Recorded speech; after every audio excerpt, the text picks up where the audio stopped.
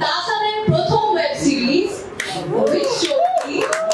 মিথিলা তো গুণী অভিনেত্রী, অনেক বছর পর তার সাথে কাজ করেছি, যদিও 7 এপিসোডের একটা সিন আমরা দেখতে পাই।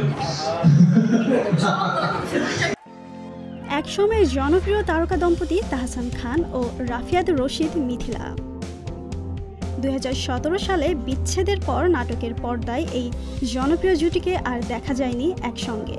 দীর্ঘ বিরতি পেরিয়ে বাজি ওয়েব সিরিজের মাধ্যমে আবারও একসঙ্গে ফিরেছেন এই জনপ্রিয় জুটি।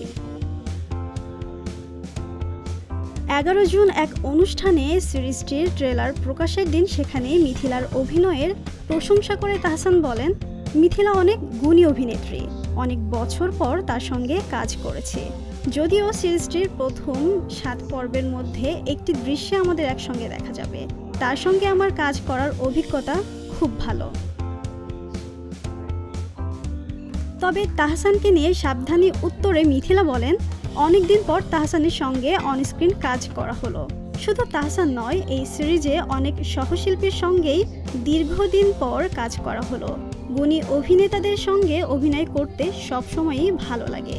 এছাড়া বাজি তাহসানের প্রথম ওয়েব সিরিজ, আশা করি অনেক কিছু প্রথম মিলে ভালো একটি কাজ হয়েছে।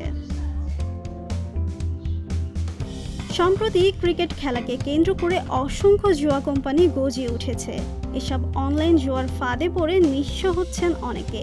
এই বাজির গল্প নিয়েই তৈরি হয়েছে বাজি ওয়েব সিরিজটি।